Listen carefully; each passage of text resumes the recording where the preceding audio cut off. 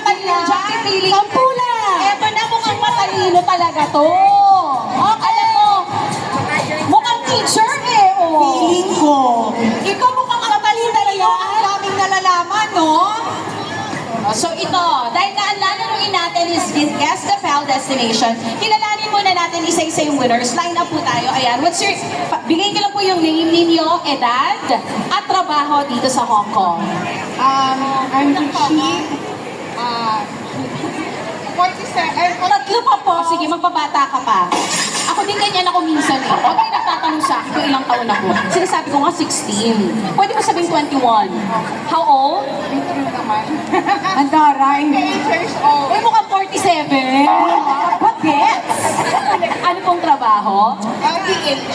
Yeah. Ilang years na po? Mag-11 years. Yun. Uy, palakpakan natin ang ating mga magigiting, masisipag na domestic helpers dito sa Hong Kong. Madam, what's your name? Jamie po.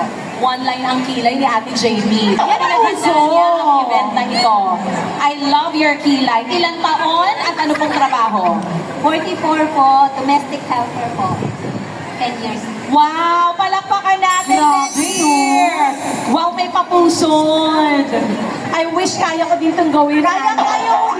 Kaya ko to, pero baka iuwi nila ako sa Pilipinas pa ginawa. Matagal kakarating mo lang. Kaya nga, pangalan ko, ilang taon at anong trabaho? Jocelyn po, 38 years old. 15 years sa Hong Kong, domestic helper.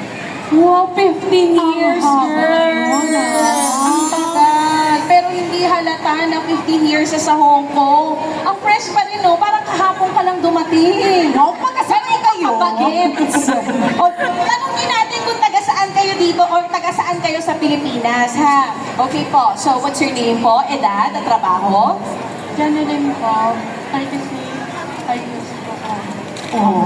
Kumain na ba? Taga-Bataan. Si Wow! ate. Hindi naman taga-Bataan ka dito? Ayun, nandun sa dulo, meron. Ana, ito na daw talaga yung energy niya. Ay, yan na yan. Todo na yan. Kumain o hindi? Sobrang saya niya na yan. Lalo na kung malungkot siya. Saya mo ate, haramdam namin. Ito naman, wow, naka, ano siya, di ba? Korean out.